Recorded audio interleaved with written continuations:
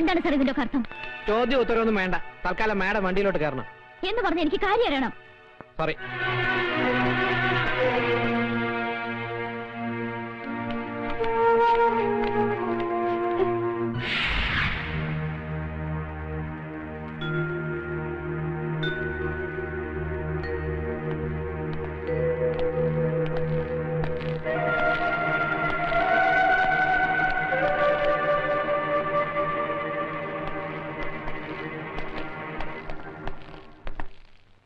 ക്ഷമിക്കണം മിസ് അശ്വതി മേനൻ, ഒരു സാമൂഹ്യ പ്രവർത്തകയും അഭിഭാഷകയുമായ നിങ്ങളോട് ഞാൻ കാണിച്ചത് അനീതിയാണെന്ന് എനിക്കറിയാം.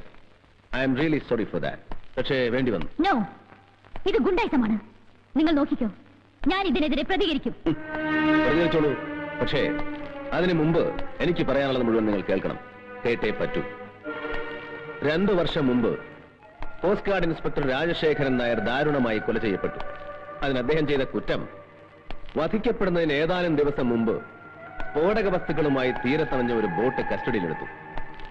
അതിൽ നിന്നും പിടിച്ചെടുത്ത സ്ഫോടക വസ്തുക്കൾ രായ്ക്ക് രാമാനം വെറും ഓലപ്പടക്കങ്ങളാണെന്ന് തെളിയിക്കാൻ അതിന്റെ സൂത്രധാരന്മാർക്ക് കഴിഞ്ഞു. പക്ഷേ രാജശേഖരന്റെ കൊലപാതകയെ അശ്വതി മേനൻ എന്ന അഡ്വക്കേറ്റിന്റെ ബുദ്ധിയും മെടുക്കും കണ്ട് കോടതി വെറുതെ വിട്ടു. ആ പ്രതിയുടെ പേരാണ് ആമിർ അലി. ഒരിക്കൽ ഞാൻ ചോദിച്ചു, അന്ന് അവനെ സഹായിക്കാൻ കരുത്തരായ ആരെങ്കിലും നിങ്ങളെ സമീപിച്ചിട്ടുണ്ടോ എന്ന്. അത് നിങ്ങൾ ഒഴിഞ്ഞു മാറി. എനിക്കറിയാം അങ്ങനെ ആരോ നിങ്ങളെ സമീപിച്ചിട്ടുണ്ട്. എന്താണ് അയാളുടെ പേര്? ആ പേര് പറയിക്കാൻ ഇങ്ങനൊരു മാർഗം വേണ്ടിയിരുന്നില്ല അമർനാഥ്. ഒരേ ക്ലാസ്സിലിരുന്ന് പഠിച്ചവരാണ് നമ്മൾ. പഠിച്ച പാഠങ്ങൾ മനഃപ്പാഠമാക്കാൻ പരസ്പരം ബാധിച്ചിട്ടുണ്ട് പലപ്പോഴും. ആ അമർനാഥാണോ ഒരു ശത്രുവിനെ പോലെ, ഒരു കുറ്റവാളിയെ പോലെ? എന്നെ അമർനാഥിന് അറിയില്ലേ? സോറി, ഒരു ദൗത്യം ഏറ്റെടുത്താണ് ഞാൻ ഇവിടെ വന്നത്. പക്ഷേ ഞാൻ തോറ്റുപോയി. എന്നെ തോൽപ്പിച്ചവരുടെ കൂട്ടത്തിൽ താൻ ഉണ്ടാകരുതെന്ന് ഞാൻ ആഗ്രഹിച്ചു. ഒരു വട്ടമെങ്കിലും ജയിക്കാൻ, ഒരു സമൂഹത്തെ മുഴുവൻ രക്ഷിക്കാൻ ഒരു കച്ചിത്തുരുമ്പാണ് എനിക്ക് ആ പേര്. Please please tell me. നിങ്ങൾ എന്നെ ഒരുപാട് തെറ്റിദ്ധരിച്ചിരിക്കുകയാണ്. ആ കേസ് വാദിച്ചതിലൂടെ രാജ്യദ്രോഹികളാണ് ഞാൻ രക്ഷിച്ചതെന്ന് എനിക്കറിയില്ലായിരുന്നു. ഒരു പ്രതിക്ക് വേണ്ടി കോടതിയിൽ ഹാജരാകുക, കേസ് ജയിക്കുക, അഡ്വക്കേറ്റ് എന്ന നിലയിൽ പ്രശസ്തി നേടുക, പിന്നെ ഞാൻ ഒരുപാട് ഇഷ്ടപ്പെടുന്ന ഒരാളിന്റെ സുഹൃത്ത്, അനുയായി, സന്തത സഹചാരി. അയാൾ വന്ന് കാലു പിടിച്ചപ്പോ ആരാണ്?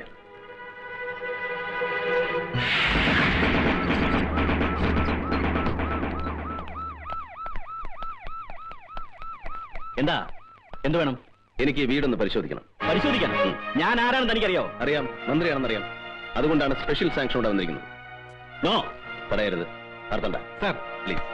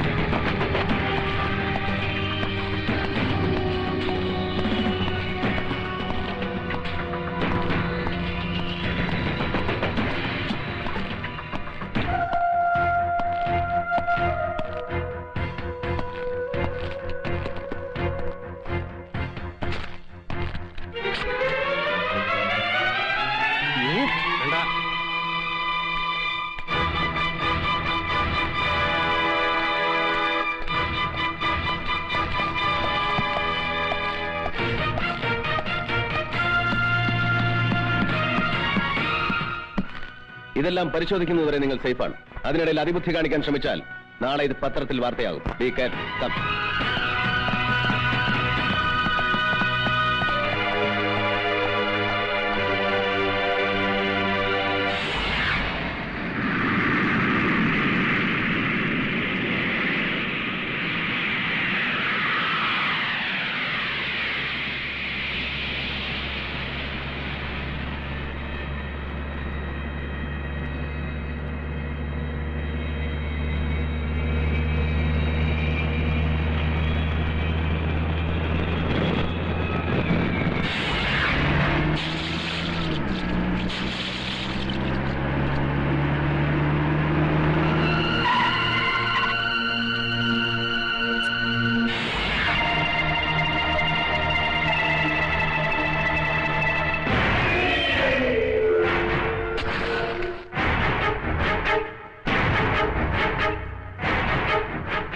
क्या नाम था उस कमीने इंस्पेक्टर का?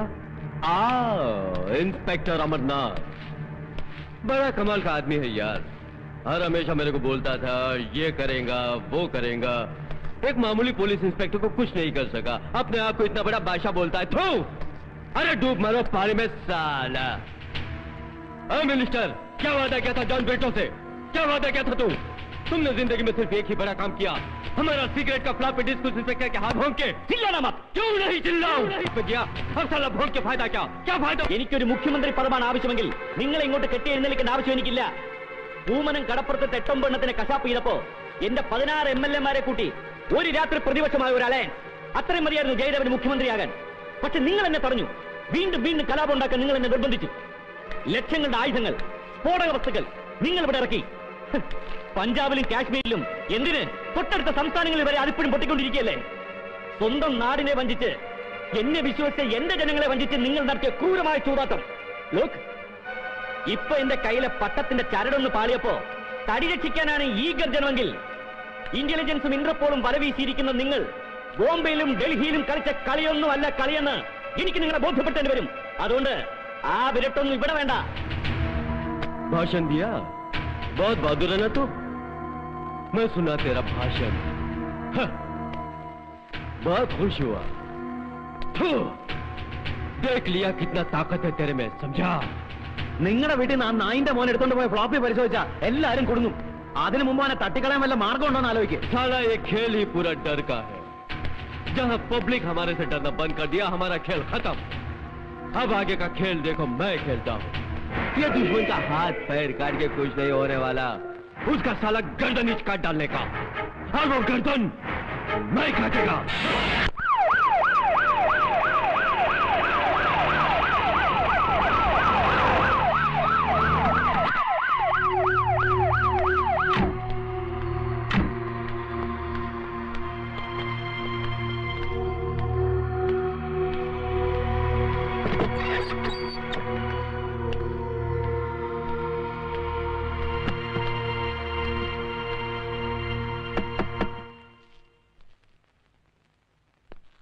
ഒരു കത്ത്. ഇതാ.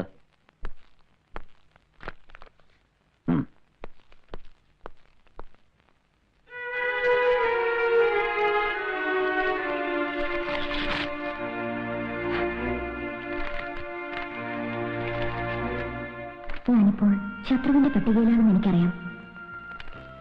എങ്കിലും ആവശ്യപ്പെടുകയാണ്, വിരോധമില്ലെങ്കിൽ ഒന്നിന്റെ വീട് വരെ വരാമോ? മുന്തിരിയിട്ടല്ല, പഴയ അബ്ദുൾ റഹീമായി. പക്ഷെ ചില രഹസ്യങ്ങൾ അത് പറഞ്ഞേ പറ്റൂ എന്ന് സ്വന്തം അശോകി.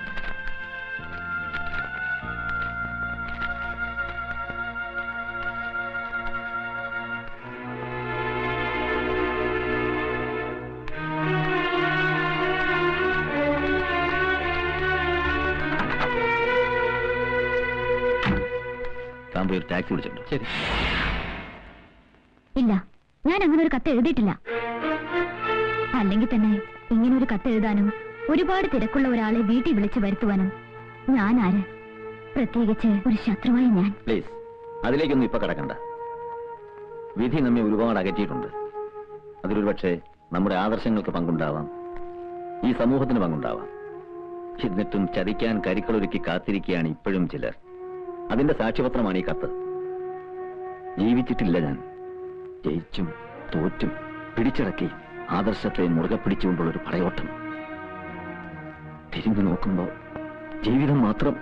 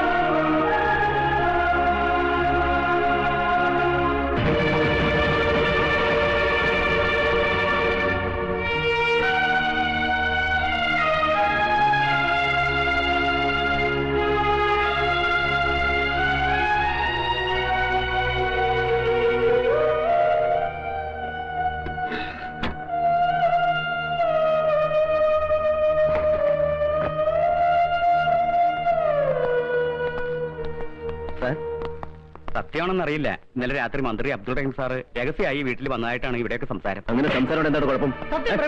ദേഷ്യപ്പെടുന്നത് താൻ വെറുതെ ആളുകളോട് ചൂടാകണ്ട. പ്രശ്നത്തിന്റെ പോക്ക് മുഴുവൻ അബ്ദുൾ റഹീം സാറിന്റെ ലക്ഷ്യം വെച്ച.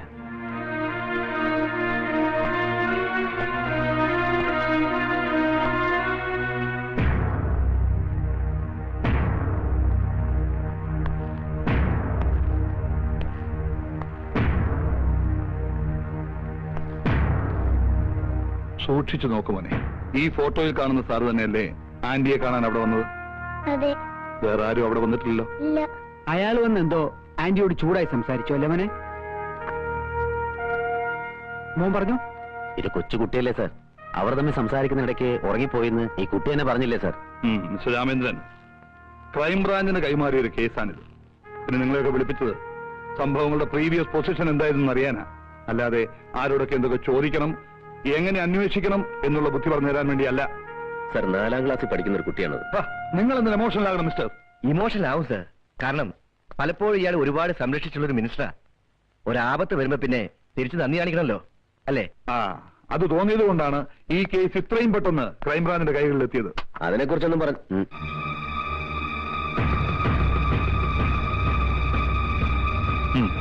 സാർ,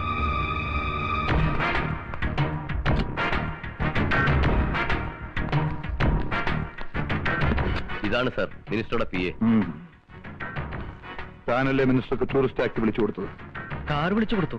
പക്ഷേ എന്താ ഒരു പക്ഷേ? വിളിച്ചു കൊടുത്തില്ലേ? അതിന്റെ അർത്ഥം മിനിസ്റ്റർ ആ വീട്ടിൽ പോയി എന്നല്ലടോ. അങ്ങോട്ടേക്കാണ് പോയത്. പക്ഷേ പിന്നെ എന്താ ഒരു പക്ഷേ? വയ്ക്കോ.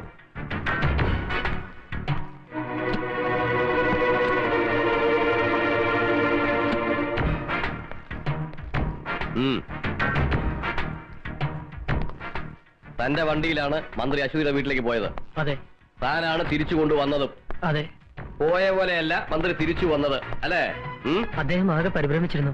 വല്ലാത്തൊരു ഭാവമായിരുന്നു മന്ത്രിയുടെ മുഖത്ത്.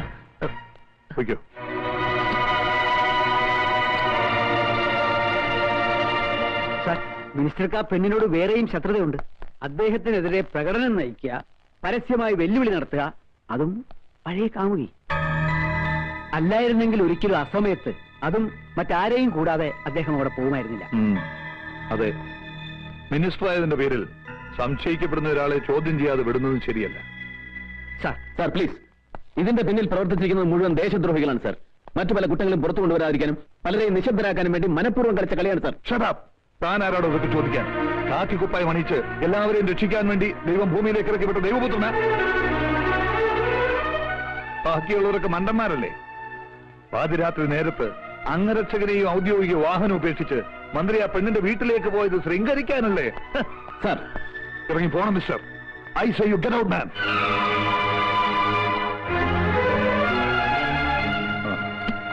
തൽക്കാലം അബ്ദുൾ റഹീമിനെ കസ്റ്റഡിയിലെടുക്കാൻ വേണ്ട നടപടികൾ പൂർത്തിയാക്കിയതിനു ശേഷം എന്നെ അറിയിക്കൂ. കസ്റ്റഡിയിലെടുക്കാൻ പോകുമ്പോ പ്രകോപനം ഉണ്ടായേക്കാം. Then you seek their help. Okay? Sir.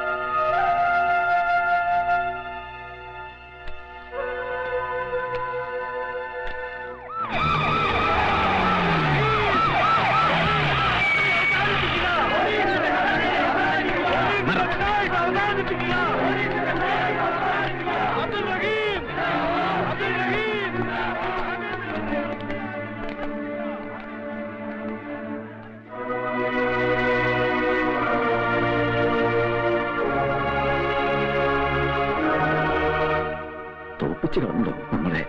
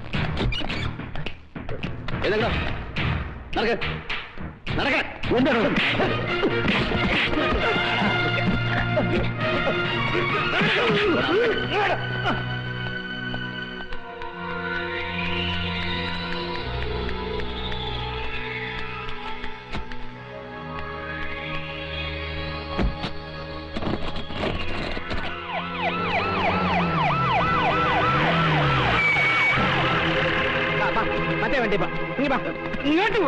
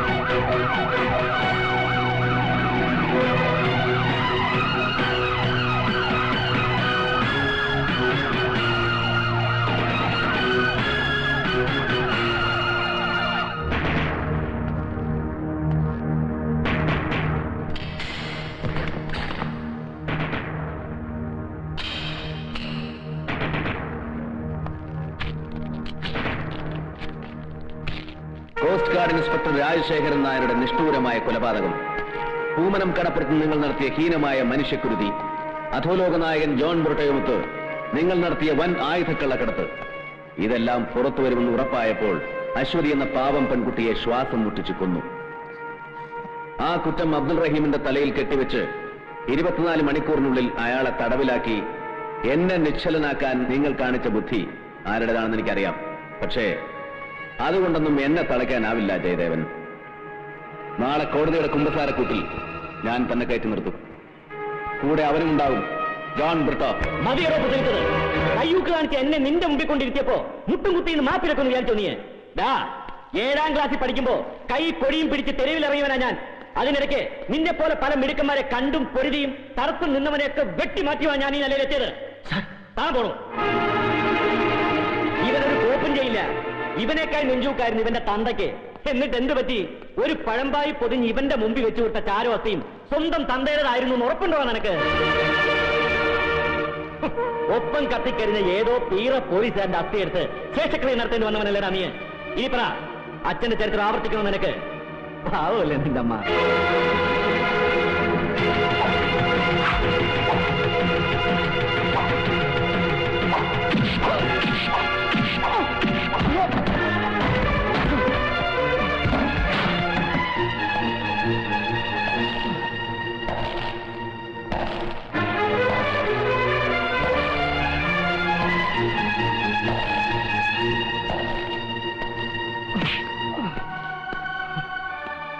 ആ അസ്ഥിയും ചാരവും പുണ്യതീർത്ഥത്തിൽ ഒഴുക്കുമ്പോഴും ആ ആത്മാവിന് ബലിയൂട്ടുമ്പോഴും കണ്ണു നിറച്ച് കാണാതെ പിരിഞ്ഞ അച്ഛനും സത്യം എന്റെ നെഞ്ചിലുണ്ടായിരുന്നു.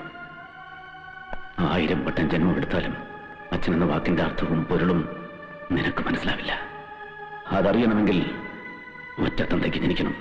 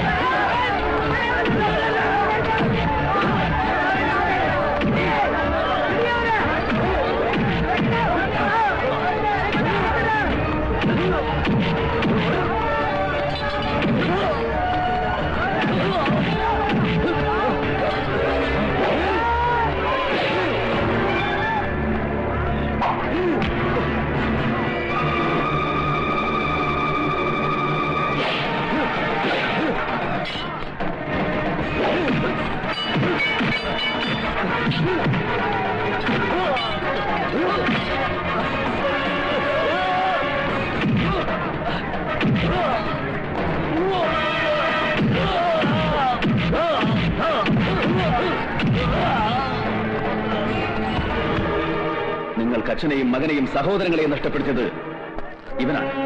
മതത്തിന്റെയും ജാതിയുടെയും പേരിൽ ഇവിടെ നടന്ന കൂട്ടക്കൊലകളുടെ മുഴുവൻ പിന്നിൽ പ്രവർത്തിച്ചത് ഇവനാണ്.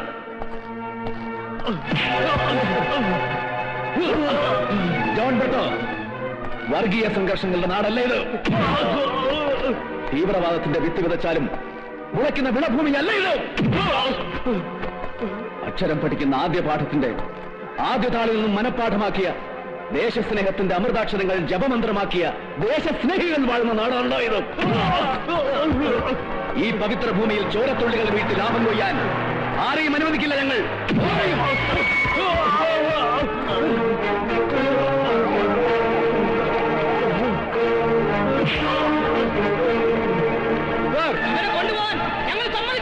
ഇവനെ ഞങ്ങൾക്ക് വേണം. ഇവരെ ഞങ്ങൾക്ക് വിട്ടുതരണം. ഇവരെ ശിക്ഷിക്കേണ്ട കോടതി ഇതാണ്. നിങ്ങൾ നിയമം കയ്യിലെടുക്കരുത്. സമാധാനമായിട്ട് പിരിഞ്ഞു വേണം.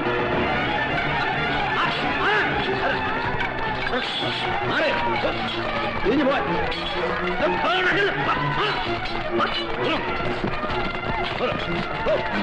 പ്രശ്നം